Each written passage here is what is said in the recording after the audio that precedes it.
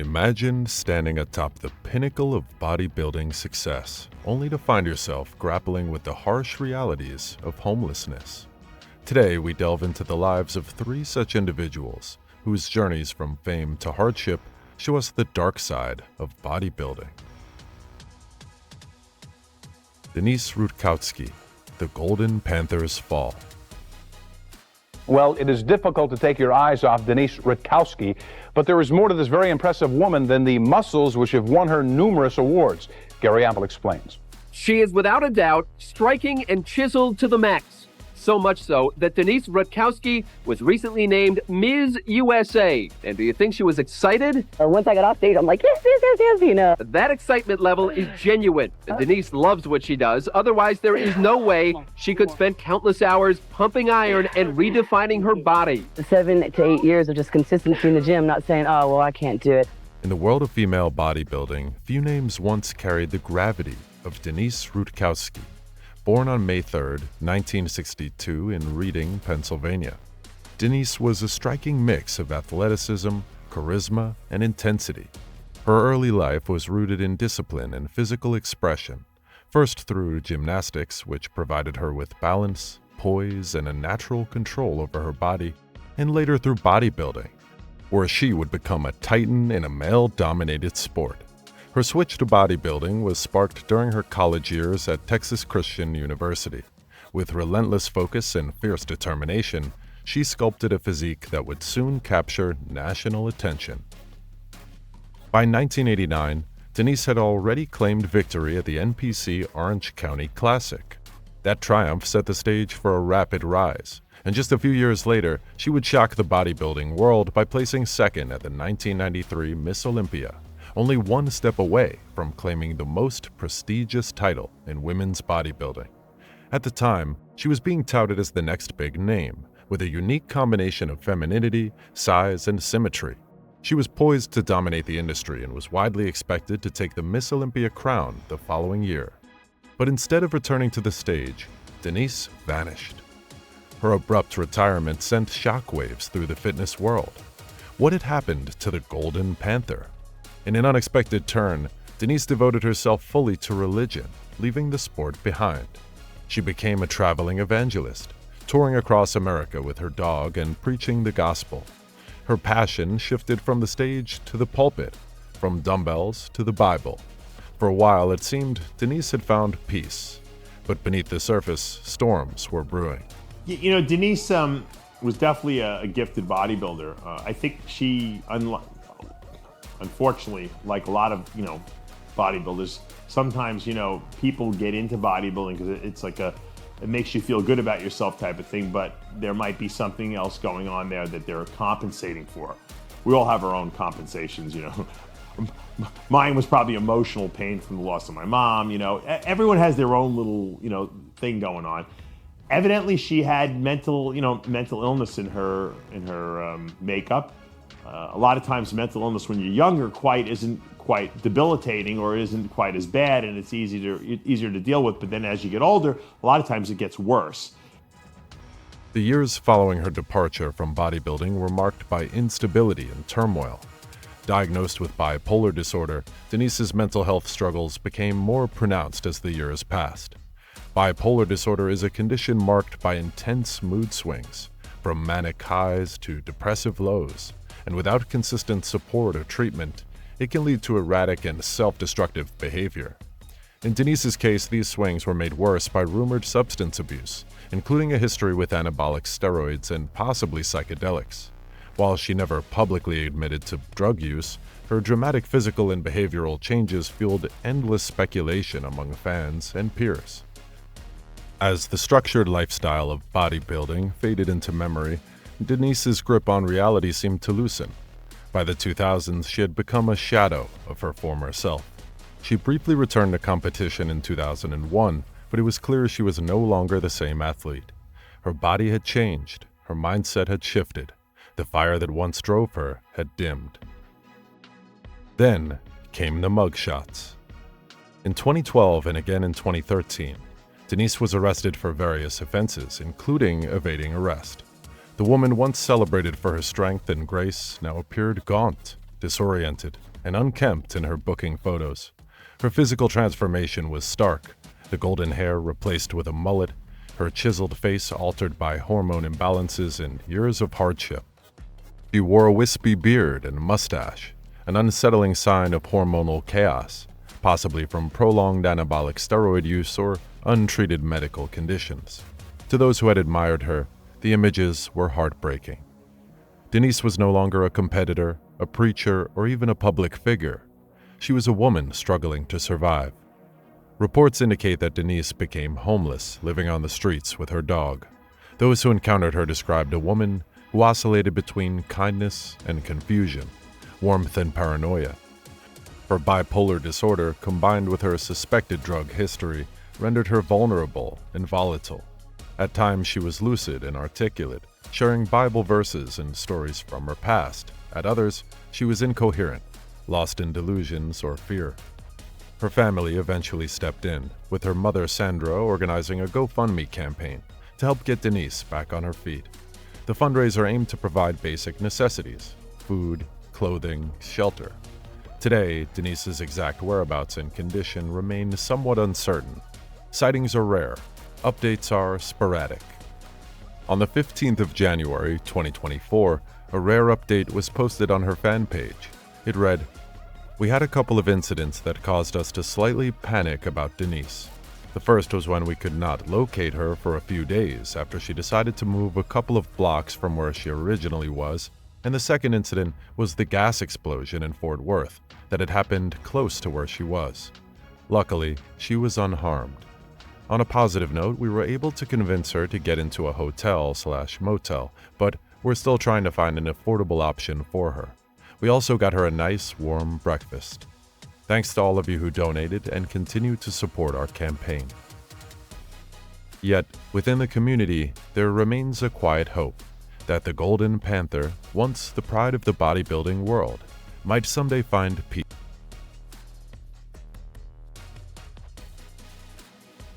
Bill Pettis, the man with the world's largest biceps. In the golden age of bodybuilding, a time when Venice Beach pulsed with muscles and ambition, Bill Pettis was a living landmark. Towering in both presence and persona, Bill didn't just walk the walk.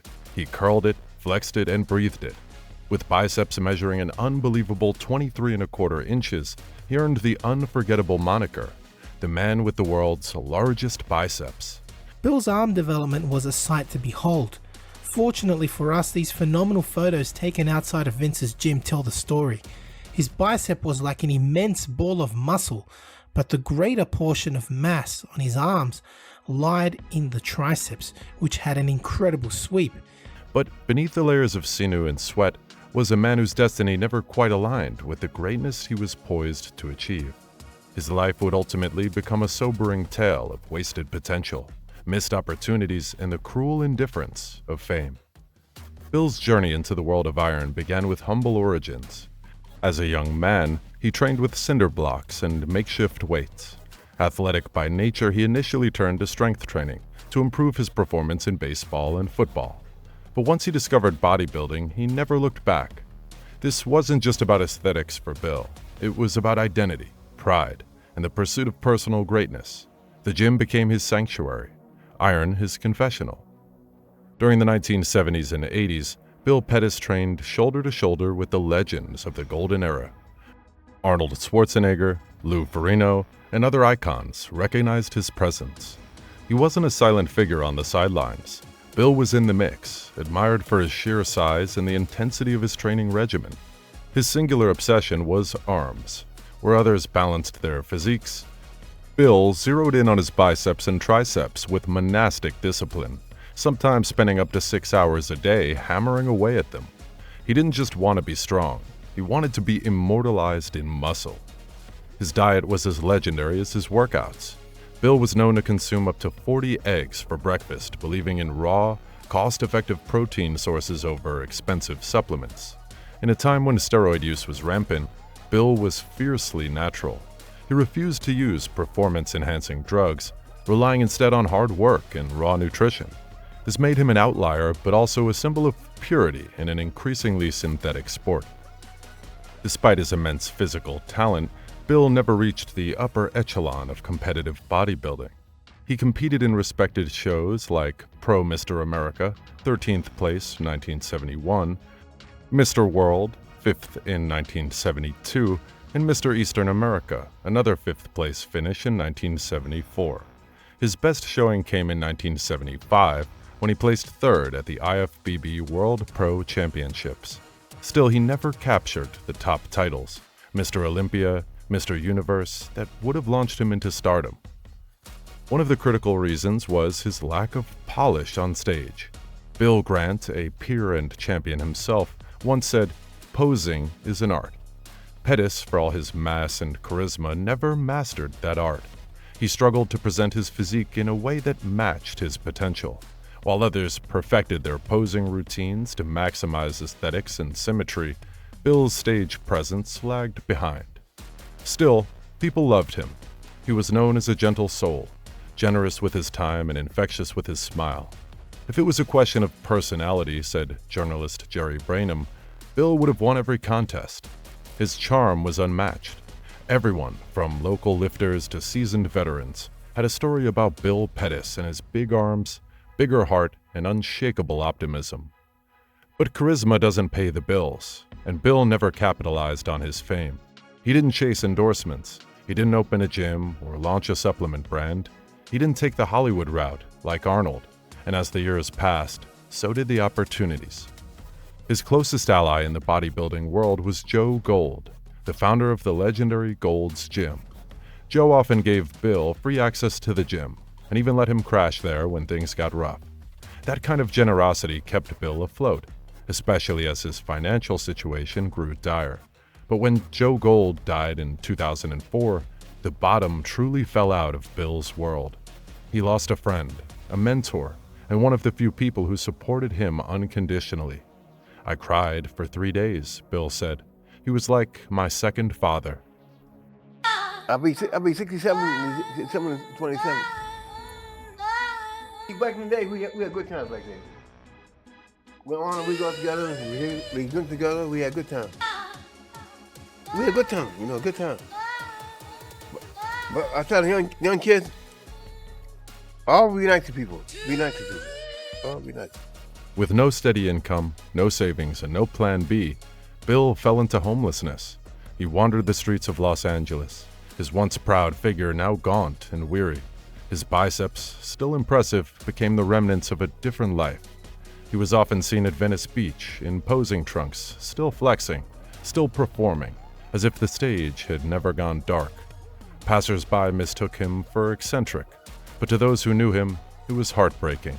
This was a man who had once been inches away from bodybuilding royalty, now banned from Muscle Beach competitions because he looked unkempt. Alcoholism crept in, a destructive companion to his loneliness and sorrow. It further distanced him from the community that once celebrated him. Friends felt powerless. He became a relic of an era no one knew how to save. On September 27, 2016, Bill Pettis passed away at the age of 69. He died as he lived in his final years, unhoused, largely forgotten by the industry he once helped shape. But for those who remember him, he remains a symbol of pure passion. He had 23.5-inch arms, flex, cold, and this was back in the early 70s, around the Arnold era. He was a legend, he was a great guy. I was actually on a documentary, and it was on Bill, the man with the biggest arms, so I will show you guys a little excerpt from that. And this is Bill. You've heard of Bill. What's up, big boy? How you doing, brother? Pretty good. I see you all the time at Venice, but never actually met you in person. Okay. So, how you feeling today? Pretty good. How are those guns feeling? Not like that. Not like that, but they used to feel like that. Yeah, used to. I know Bill passed away, your buddy. Passed away a couple days ago. He trained for love, not for glory. He lived on muscle, heart, and hope. And though his story ended in tragedy, it serves as a brutal reminder of the cost of neglecting life outside of the gym. Bill Pettis wasn't just a bodybuilder. He was a cautionary tale, a folk hero, and a living myth, all rolled into one enormous pair of arms. Tony Pearson, the Michael Jackson of bodybuilding. His body is a work of art, but also the way that he presents it is very well thought out, and it's incredible. Tony Pearson's life reads like a Hollywood script might write, but the pain, struggle, and triumphs are very real. A chiseled icon in the golden age of bodybuilding, Tony wasn't just a master of muscle, he was a master of reinvention. Known for his symmetrical aesthetics and electrifying stage presence, he earned the nickname the Michael Jackson of bodybuilding. But behind the bright lights and trophies was a boy raised in violence, a teen struggling to survive, and a man who once had nowhere to sleep but the cold concrete behind a church. Born in Memphis, Tennessee in 1957, Tony's childhood was harrowing. Abandoned by his parents, he was placed in a foster home, where abuse was the norm, not the exception. As he recalls in his autobiography, Driven, the pain and trauma of those years left lasting scars, but also carved within him a hunger for escape and excellence. A knee injury as a teen introduced him to weight training during rehab, and what began as therapy became obsession. The gym became his sanctuary. Iron gave him control, strength, and purpose, everything life had previously denied him. Determined to escape his past, Tony left Memphis with only $75, 2 pairs of jeans, and a dream. He landed in Los Angeles in the mid-1970s, a city pulsing with bodybuilding's best and brightest. But LA didn't welcome him with open arms, it tested him. Homeless, broke, and completely alone, Tony faced the gut-wrenching reality of survival in a city of dreams. As he recounts in his Generation Iron interview, the lowest point came one night when he had only $5 to $6 in his name. Looking for safety, he saw a church and instinctively gravitated towards it. Church had been a constant in his turbulent youth, a place of sanctuary, if not always salvation. So I went behind the church, and I had my little suitcase, and I was lying on the ground on my side with my head on the suitcase, terrified because crime was still happening those days too. But as I'm behind the church, God's gonna watch over me, and eventually I fell asleep. He spent 2 or 3 weeks sleeping behind that church, terrified and invisible. Desperate, he went to an unemployment office seeking any job. He waited in line behind another young man, only to find out the maintenance job he was eyeing had just been taken by the guy in front of him. With only 50 cents in his pocket, Tony broke down. I started bawling, he recalls. Here we go again. But fate intervened. The owner of the company overheard the conversation, walked out, and handed Tony a $50 check.